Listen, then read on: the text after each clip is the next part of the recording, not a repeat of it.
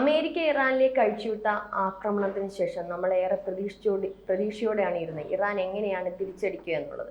2 ദിവസത്തെ സാവകാശം പറഞ്ഞെങ്കിലും പക്ഷേ ഇന്നലെ തിരിച്ച് ഇറാഖിലേക്കും ഖത്തറിലേക്കും അമേരിക്കയുടെ സൈനിക താവളങ്ങളിലേക്ക് ഇറാൻ ആക്രമിക്കുമായിരുന്നു. വലിയ നാശനഷ്ടങ്ങളൊക്കെ ഉണ്ടായി എന്നാണ് അറിവുകളൊക്കെ കിട്ടുന്നത്. പക്ഷെ ഇപ്പോൾ എനിക്ക് സാറിനോട് പറയാനുള്ളത്, ഇന്ന് രാവിലെ ട്രംപ് പറഞ്ഞിരിക്കുന്നത് ഇറാനും ഇസ്രായേലും തമ്മിലുള്ള യുദ്ധം 6 മണിക്കൂറിനകത്ത് വെടിനിർത്തൽ ഉണ്ടാകും എന്നുള്ളതാണ്. ഇതിൽ എത്രമാത്രം വിശ്വാസ്യതയുണ്ട്? ഇറാൻ അത് അംഗീകരിച്ചിട്ടില്ല. എന്തായിരിക്കും ഇനിയുള്ള അവസ്ഥ? എന്തായിരിക്കും ഇറാൻ ഉദ്ദേശിക്കുന്നത്? ട്രംപ് പറഞ്ഞതിനെ കുറിച്ച് ആണെങ്കിൽ ഓട്ടക്കാലണയുടെ വില പോലും അതില്ല. അദ്ദേഹം അങ്ങനെയാണെങ്കിൽ ഇപ്പോൾ സമാധാനം ഉണ്ടാവേണ്ടതാണല്ലോ. റഷ്യയും ഉക്രൈനും തമ്മിൽ, അതുപോലെ തന്നെ ഇസ്രായേലും ഇറാനും തമ്മിൽ, അതുപോലെ ഹമാസും തമ്മിൽ, ശരിക്കും ഗാസ മേഖലയിൽ ഇപ്പോൾ സമാധാനത്തിൻ്റെ സൂര്യൻ ഉദിക്കുന്നുണ്ട്. എവിടെ ഇരുട്ടാണ്, തമസിലേക്കാണ് ഇദ്ദേഹം കൂട്ടിക്കൊണ്ടു പോകുന്നത്. ഇദ്ദേഹം ഇറാനിൽ വന്നിട്ട് കടന്നൽക്കൂട്ടിലേക്ക് കല്ലെറിഞ്ഞിട്ട് സുഖമായിട്ട് ക്യാപിറ്റോൾ ഹില്ലിൽ പോയി ഒളിച്ചു. അനുഭവിക്കുന്നതാരാ? ഞാൻ ഇന്നലെ പറഞ്ഞ പോലെ അനുഭവിച്ചു കൊണ്ടിരിക്കുന്നത് നമ്മളാണ്, ഏഷ്യക്കാർ, ഏഷ്യ വൻകരയിലെ പാവപ്പെട്ട ആൾക്കാർ.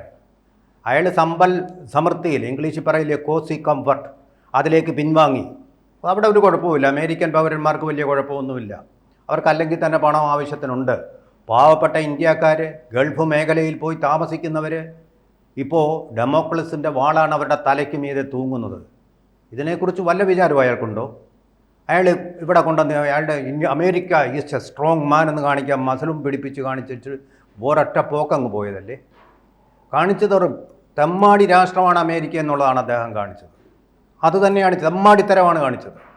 അവിടെ ഒരു യുദ്ധം ഉണ്ടായിക്കഴിഞ്ഞാൽ അതിൻ്റെ ഇമ്പാക്റ്റ് എത്രമാത്രമായിരിക്കും എന്ന് വല്ല വിചാരവും ഈ മനുഷ്യനുണ്ടായോ? സമാധാനത്തിൻ്റെ നൊബേൽ സമ്മാനം വാങ്ങിക്കാൻ നടക്കുകയാണ്, തലയ്ക്ക് വെളിവില്ലാത്ത വർത്തമാനങ്ങൾ പറഞ്ഞുകൊണ്ട്. ഇയാൾ പറഞ്ഞ ഒന്നും ശരിയായിട്ടില്ല. 24 മണിക്കൂറിനകം റഷ്യയും ഉക്രൈനും തമ്മിലുള്ള ഇപ്പോൾ തീർത്തു തരാം. അതുപോലെ തന്നെ ഹമാസും ഇസ്രായേലും തമ്മിലുള്ള ഇപ്പോൾ തീർത്തു തരാം. അവിടെ ഒരു മനോഹരമായിട്ടുള്ള നഗരം ഉണ്ടാക്കാം, ഉട്ടോപ്പിയ ഉണ്ടാക്കാം. അതൊരു ഉട്ടോപ്പിയായിട്ട് തന്നെ പരിണമിച്ചു. അതാണല്ലേ സംഭവിച്ചത്, നമ്മൾ കാണുന്നതല്ലേ. പിന്നെ ഈ വാക്കിന് എന്ത് വിലയാണുള്ളത്?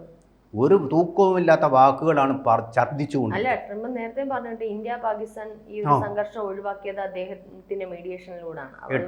അതിങ്ങനെ വീണ്ടും ഇങ്ങനെ ആവർത്തിച്ചുകൊണ്ടിരിക്കുകയാണ്. അതെ, 8 കാലി മമ്മൂഞ്ഞ എന്ന് തന്നെ പറയാവുന്ന വട്ടുപിടിച്ച ഒരു മനുഷ്യനാണ്. ലോകം മുഴുവൻ യുദ്ധം, സമാധാനം കെടുത്തിക്കൊണ്ടിരിക്കുക. പശ്ചിമേഷ്യ പതുക്കെ സമാധാനത്തിൻ്റെ സൂര്യോദയത്തിലേക്ക് വന്നതാണ്. ആ ഉദയരാശി കളഞ്ഞു കുളിച്ചു ഈ മനുഷ്യൻ വന്നിട്ട്, അമേരിക്കയുടെ വലിപ്പം കാണിക്കാൻ വേണ്ടി. നാഗസാക്കിയിലും ഞാൻ ഇന്നലെ പറഞ്ഞ പോലെ നാഗസാക്കി ഹിരോഷിമയിലും അമേരിക്കയുടെ അതീശത്വം കാണിക്കാൻ വേണ്ടി വർഷിച്ചതുപോലെ ബോംബുകൾ വർഷിച്ചിട്ടൊരു പോക്ക്. എന്നിട്ട് ആണവ ബോംബ് പോലും ഇല്ലാതായോ? വികിരണത്തിൻ്റെ എന്തെങ്കിലും ഒരു തരിമ്പ് അവിടെ ഉണ്ടായോ? ഒന്നും ഉണ്ടായിട്ടില്ല. ആണവ ബോംബുകൾ അതുപോലെ തന്നെ ഇരിക്കുന്നു, പരിഹാരം ഉണ്ടാക്കാൻ പറ്റിയിട്ടില്ല. അമേരിക്ക ആരാ ഇതിൽ ഏകപക്ഷീയമായിട്ട് പെടാൻ വേണ്ടിയിട്ട്? ലോക പോലീസോ ലോക ഗൂണ്ടയോ എന്തോന്നാ? ലോകരാഷ്ട്രങ്ങളെല്ലാം കൂടി ഒരുമിച്ചിരുന്ന് ഒരു മേശയ്ക്ക് ചുറ്റി വരുന്ന ചർച്ച ചെയ്ത് തീരുമാനിക്കേണ്ട ഒരു കാര്യം ഏകപക്ഷീയമായിട്ട് ഞങ്ങൾ അത് ചെയ്ത് ഇത് ചെയ്തെന്ന് വിളിച്ചു. ഇപ്പോൾ എന്താ സംഭവിച്ചിരിക്കുന്നത്? ഇമ്മീഡിയറ്റ് എഫക്റ്റ് നോക്കൂ. നമ്മളറിയുന്നില്ല, ഫിലിപ്പിനോ അതുപോലുള്ള രാജ്യങ്ങളിൽ നിന്ന്, പാകിസ്ഥാൻ പോലുള്ള രാജ്യങ്ങളിൽ നിന്ന് പോലും ഗൾഫ് മേഖലയിൽ കഠിനാധ്വാനം ചെയ്ത് പണമുണ്ടാക്കി നാട്ടിലേക്ക് അയക്കുന്ന അവരുടെ ആൾക്കാരോട് പറഞ്ഞിരിക്കുകയാണ്. പത്രങ്ങളിലെങ്ങും വന്നിട്ടില്ലത്. അവരോട് പറഞ്ഞിരിക്കുകയാണ്, നിങ്ങൾ സുരക്ഷിതമായിട്ട് നാട്ടിലേക്ക് മടങ്ങുക, അല്ലെങ്കിൽ താവളങ്ങളിൽ ഒളിക്കുക. അത്ര ഭീതി പടർന്നിരിക്കുകയാണ് ഏഷ്യ മുഴുവൻ. ഇന്ത്യക്ക് ഇവരെ വാണിംഗ് കൊടുത്തിട്ടില്ല. പക്ഷേ ഇപ്പോൾ നോക്കൂ എന്തെല്ലാം അനുഭവങ്ങളാണ് ഇപ്പോൾ തന്നെ ഉണ്ടായിരിക്കുന്നത്. ബാരലിന് $1 വെച്ച് വർദ്ധിച്ചിരിക്കുന്നു എണ്ണവില. ഹോർമൂസ് കടലിടുക്ക്, ആ കടൽപാത അടയ്ക്കാൻ പോകുന്നു എന്ന് ഇറാനിലെ പാർലമെൻറ്റ് തീരുമാനിച്ചതേ ഉള്ളൂ. അപ്പോഴേക്കും എണ്ണവില $1 വെച്ച് കൂടി. ഇതിൻ്റെ റെപ്പർക്കഷൻസ് അറിയാമല്ലോ. എല്ലാ സാധനങ്ങളുടെയും വില കൂടും, യാത്രാ ചെലവ് കൂടും. ഗൾഫ് മേഖലയിലേക്കുള്ള പല വിമാനങ്ങളും ക്യാൻസൽ ചെയ്തിരിക്കുന്നു. പലർക്കും അവരുടെ ബന്ധുമിത്രാദികളെ കാണാൻ അങ്ങോട്ടോ ഇങ്ങോട്ടോ പോകാൻ പറ്റുകയില്ല. ഇന്നലെ എയർ ഇന്ത്യ ഗൾഫിലേക്കുള്ള വിമാനങ്ങൾ മുഴുവൻ ക്യാൻസൽ ചെയ്തിരിക്കുന്നു. കൊച്ചി ദോഹ വിമാനം പറന്നുയർന്നിട്ട് എവിടെ ഇറങ്ങിയെന്നറിയാമോ? മസ്കറ്റിൽ പോയി ഇറങ്ങി. ഒമാൻ്റെ തലസ്ഥാനമായിട്ടുള്ള മസ്കറ്റിൽ കൊണ്ടുവന്നിറക്കി. അത് പോയത് ബഹ്റൈനിലേക്ക്. അതുപോലെ തന്നെ തിരുവനന്തപുരം മനാമ സർവീസ് പറന്നുയർന്നിട്ട് നേരെ തിരുവനന്തപുരത്ത് തന്നെ കൂപ്പുകുത്തി ഇറങ്ങി. അതുപോലെ തന്നെ ഇനി വിമാന ചാർജ് ഇപ്പം തന്നെ കൂടുതലാണത്, അതെല്ലാം വർദ്ധിക്കാൻ പോവുകയാണ്. എല്ലാവരും കാരണം എന്താ? ഇറാൻ്റെ ആകാശത്തു കൂടി പറക്കാൻ പറ്റില്ല, പാകിസ്ഥാൻ്റെ ആകാശത്തു കൂടി നേരത്തെ തന്നെ പറക്കാൻ കഴിയില്ല.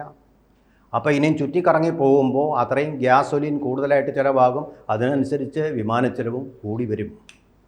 ഇതെല്ലാം നമ്മളാണ് കൊടുക്കേണ്ടത്. പ്രസിഡന്റ് ട്രംപ് നമുക്ക് വല്ലതെങ്കിലും തരുമോ? ആനുകൂല്യം തരുമോ? ഒന്നും തരില്ല. നമ്മുടെ കയ്യിൽ നിന്ന് മുടക്കേണ്ടി വരും. നമ്മളാണ് ഇതിൻ്റെ ദുരിതം അനുഭവിക്കുന്നത്. ബോംബിട്ടിട്ട് ഇയാൾ വലിയ മിടുക്കനായിട്ട് നൊബേൽ സമ്മാനം വാങ്ങിക്കാൻ തയ്യാറായിരിക്കുക. എവിടെ? അരിപ്രാഞ്ചിയെ പോലെ, പത്മശ്രീ കിട്ടാൻ അരിപ്രാഞ്ചി ഇരുന്നത് പോലെ. എന്തോ വൃത്തികേടാണ് ഒരു മനുഷ്യൻ ലോകത്തെ കലുഷിതമാക്കാൻ വേണ്ടി കാണിക്കുന്നത്. ലോകത്തിൻ്റെ സമാധാനം ഇല്ലാതാക്കുകയല്ലേ ഇത് ചെയ്യുന്നത്, ഏകപക്ഷീയമായിട്ട് ഇസ്രായേലിനെ രക്ഷിക്കാൻ വേണ്ടി. അതാണ് ഒരു കൊച്ചു രാഷ്ട്രത്തെ രക്ഷിക്കാൻ വേണ്ടിയിട്ട് ഈ ലോകത്തുള്ള എല്ലാ രാഷ്ട്രങ്ങളെയും ഒരുമിച്ച് കഷ്ടപ്പെടുത്തുകയാണ് ഈ മനുഷ്യൻ. ഇതിനാണ് നമ്മൾ മെഗലോ മാനിയാക്ക് എന്ന് പറയുന്നത് ഇംഗ്ലീഷിൽ, മെഗലോ മാനിയാക്ക്. അങ്ങനൊരു മെഗലോ മാനിയാക്ക് അധികാരത്തിൽ വന്നാൽ, അതും ലോകത്തിൻ്റെ ഏറ്റവും ശക്തിമത്തായിട്ടുള്ള നമ്പർ 1 ആയിട്ടുള്ള രാജ്യത്ത് അധികാരത്തിൽ വന്നാൽ ഉണ്ടാവുന്ന പ്രശ്നങ്ങളാണ്. എനിക്ക് തോന്നുന്നു ഇറാനിൽ ഖൊമൈനി ഇരിക്കുന്നതിനേക്കാൾ അപകടമാണ് ഈ മനുഷ്യൻ അമേരിക്കയുടെ തലപ്പത്തിരിക്കുന്നത്. അതാണിപ്പോൾ നമ്മൾ കാണുന്നത്. ഒരു സംശയമില്ലാത്ത കാര്യമാണ്. പിന്നെ അനധികൃതമായിട്ടുള്ള ആണവ ആയുധ ശേഖരം, അതായത് ആണവ ഊർജ ശേഖരം, അതിന്റെ ഒരു പ്രത്യാഘാതം അല്ലെങ്കിൽ അതിന്റെ ഫലമായിട്ടല്ലേ ഇത്തരത്തിലുള്ള ആക്രമണങ്ങൾ ഉണ്ടായത്? ഇറാൻ ഒരുപക്ഷെ ആ കരാറിൽ ഒപ്പുവെക്കാത്തത് കൊണ്ടല്ലേ അത് ലോകനാശത്തിന് കാരണമാകും എന്നൊക്കെ ട്രംപ് വാദിക്കുന്നതിനോട് ഇത് നമ്മൾ നോൺ പ്രോലിഫറേഷൻ ട്രീറ്റിയിൽ ഒപ്പിട്ടിട്ടുള്ള രാജ്യമാണ് ഇറാൻ. നോർത്ത് കൊറിയ അതുപോലെ ഒപ്പിട്ടിട്ടുള്ള രാജ്യമായിരുന്നു. അമേരിക്ക ഭീഷണിപ്പെടുത്താൻ തുടങ്ങിയപ്പോൾ എന്നാൽ പിന്നെ ഞങ്ങൾ അതിലില്ല എന്ന് പറഞ്ഞ് അതിൽ നിന്ന് പോയി. അതുപോലെ ഏത് നിമിഷം വേണമെങ്കിലും ഇറാനും അതിൽ നിന്ന് പിൻവാങ്ങിക്കഴിഞ്ഞാൽ പിന്നെ പിടികിട്ടുകയില്ല. അവരിത് യാതൊരു നിയന്ത്രണവുമില്ലാതെ ആണവ ബോംബുകൾ ആർജിക്കും. പിന്നെ ഉണ്ടാകുന്നത് യുദ്ധമല്ല, സംഹാരമാണ്. സർവ്വസംഹാരമായിരിക്കും ഉണ്ടാകുന്നത്. ആർക്കും തടയാൻ പറ്റില്ല. അങ്ങനെ ടാർഗറ്റ് ചെയ്യാവുന്ന ഒരു രാജ്യമല്ല ഇറാൻ എന്ന് പറയുന്നത്. അവരുടെ അചഞ്ചലമായിട്ടുള്ള വിശ്വാസം, മതത്തിലുള്ള വിശ്വാസം, ആ വിശ്വാസത്തിൻ്റെ പേരിൽ മരിക്കാൻ തയ്യാറാവുന്ന ആൾക്കൂട്ടമാണ് അവിടെ ഉള്ളത്. ട്രംപ് ഇത് മനസ്സിലാക്കിയിട്ടില്ല. അതുതന്നെയാണ് യുക്രൈൻ റഷ്യ ടൈം മാഗസിൻ എന്ന് പറയുന്ന ലോകോത്തരമായിട്ടുള്ള മാസിക തന്നെ പറഞ്ഞു. അതായത് ട്രംപിന് യുക്രൈൻ റഷ്യ യുദ്ധത്തെപ്പറ്റി യാതൊന്നും അറിയില്ല. അതിൻ്റെ ഫലമായിട്ടാണ് ഇദ്ദേഹത്തിൻ്റെ ഇടപെടലോടുകൂടി ഇത് കൂടുതൽ രൂക്ഷമായി തീർന്നതെന്ന്. അതുതന്നെയാണ് ഇറാനിൽ അനാവശ്യമായിട്ടുള്ള ഇടപെടലിലൂടെ ഈ മനുഷ്യൻ കൊണ്ടുവന്നിരിക്കുന്നത്. ഇപ്പോൾ നോക്കൂ, ഖത്തറിലും ഇറാഖിലും ഇതുവരെ എത്രയോ സമാധാനമായിട്ട്, അറിയാമല്ലോ രഞ്ജിനിക്ക്, ഏത് പാതിരാത്രിയിലും സ്ത്രീകൾക്ക് പോലും നടന്ന് സമാധാനമായിട്ട് പോകാനാവുന്ന പാതകളുള്ള ഈ ഗൾഫ് രാജ്യങ്ങളിൽ ഇപ്പോൾ പകൽ പോലും നടന്നു പോകാനാവാത്ത പ്രാണഭീതിയിലാണ് ആണുങ്ങളും പെണ്ണുങ്ങളും ഒരുപോലെ. അവരോട് പറഞ്ഞിരിക്കുകയാണ് സുരക്ഷിത താവളങ്ങളിലേക്ക് പോകാൻ. ബഹ്റൈനിൽ സ്കൂളുകൾ അടച്ചു, ഇപ്പോൾ ഓൺലൈനായി ക്ലാസ്. ഇതെല്ലാം ഇതിൻ്റെ ഇമ്പാക്റ്റാണ്. ഇറാൻ ഒരിക്കലും ഈ ഇസ്ലാമിക് അറബ് രാജ്യങ്ങളെ ആക്രമിക്കാൻ പോകുന്നില്ല. ഇന്നിപ്പോൾ ഇറാൻ അത് വ്യക്തമാക്കിയിട്ടുണ്ട്. കാരണം ഒരിക്കലും ഇറാഖും ഖത്തറും ഞങ്ങളുടെ സുഹൃത്തുക്കളാണ് എന്നുള്ളത് ഇറാൻ വ്യക്തമാക്കി. പക്ഷേ ഈ പറഞ്ഞതുപോലെ അമേരിക്കൻ സൈനിക താവളങ്ങളിലേക്കുള്ള ആക്രമണത്തിൽ ഒരുപക്ഷെ മറ്റുള്ള സിവിലിയൻസിന് അവരുടെ ജീവന് ഭീഷണി ആയേക്കാം അല്ലേ? മര്യാദ കാണിച്ചു. എനിക്ക് ഇറാൻ എന്തൊരു രാഷ്ട്രമാണോ തെമ്മാടി രാഷ്ട്രമാണോ എന്നറിയില്ല. പക്ഷേ ഈ യുദ്ധത്തിൽ അമേരിക്ക കാണിക്കാത്ത മര്യാദ ഇറാൻ കാണിച്ചു. കാരണം ഖത്തറിൽ നിന്നും 30 കിലോമീറ്റർ അകലെ മാറിയാണ് അവർ ഈ മിസൈൽ വർഷിച്ചത്. 30 കിലോമീറ്റർ അകലെ മാറിയിട്ടാണ്. അമേരിക്കക്കാരുടെ സൈനിക താവളത്തിൽ മാത്രമാണ്. ഇന്ത്യ എങ്ങനെ മര്യാദ കാണിച്ചോ പാകിസ്ഥാനോട്, സൈനിക താവളങ്ങൾ ഒഴിവാക്കിക്കൊണ്ട്, ജനങ്ങളെ സിവിലിയൻസിനെ ഒഴിവാക്കിക്കൊണ്ട് അവരുടെ തീവ്രവാദ പരിശീലന കേന്ദ്രങ്ങളെ മാത്രം ലക്ഷ്യം വെച്ച് ടാർഗറ്റ് ചെയ്തിട്ട് ഈ നമ്മുടെ മിസൈലുകൾ വർഷിച്ചോ, അതേപോലെ തന്നെയാണ് ഇറാൻ ഈ കാര്യത്തിൽ ചെയ്തിരിക്കുന്നത്. ഇത്രയധികം പ്രകോപനം ഉണ്ടായിട്ടും അവിടെ ഇവിടെയെല്ലാം ഇസ്രായേൽ ഇങ്ങനെ മിസൈലുകൾ അയച്ച്, വിമാനങ്ങൾ അയച്ച് നാശമാക്കിക്കൊണ്ടിരിക്കുമ്പോഴും അവർ സംയമനം പാലിച്ചിട്ടുണ്ട് ഈ കാര്യത്തിൽ. എനിക്ക് അവരുടെ മതരാഷ്ട്രീയത്തെക്കുറിച്ച് നല്ല അഭിപ്രായം ഉണ്ടായിട്ടൊന്നും അല്ല ഞാൻ ഈ പറയുന്നത്.